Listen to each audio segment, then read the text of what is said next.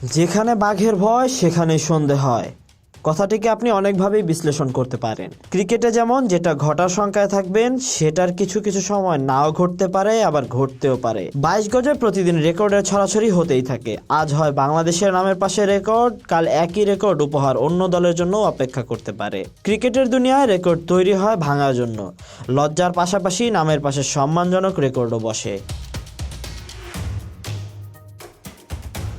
তেমনই কাল বাংলাদেশ বনাম ওয়েস্ট ইন্ডিজের মধ্যকার দ্বিতীয় টি-20তে দুই দল লড়াই করবে অনাকাঙ্ক্ষিত এক রেকর্ড নিয়ে।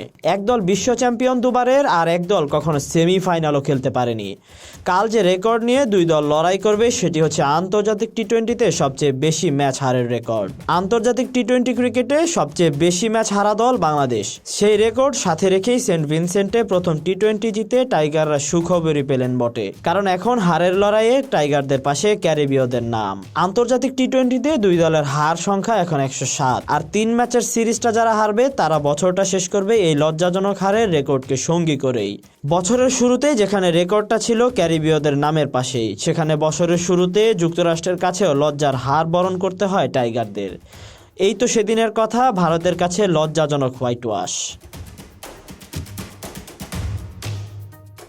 তবে বছরের শুরুতে হারতে থাকা উইন্ডিজরা যেন হারতেই ভুলে গিয়েছিল তাদের প্রিয় এই ফরম্যাটে।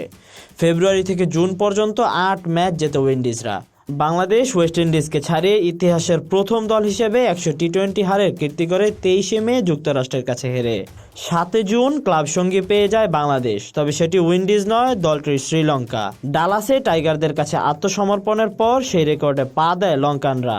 এখন দেখার পালা সিমন্সের প্ল্যানিংয়ে উপহার পায় উইন্ডিজ, নাকি শীর্ষ ড্যারেন সামির দলের কাছে হারের এই রেকর্ড উপহার গ্রহণ করে টাইগাররা।